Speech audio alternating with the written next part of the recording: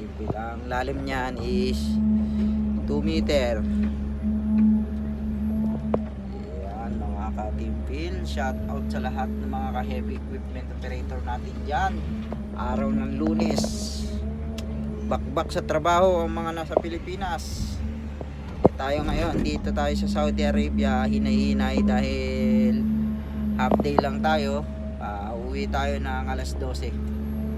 Yan mga katimpil, shout out to all heavy equipment operator.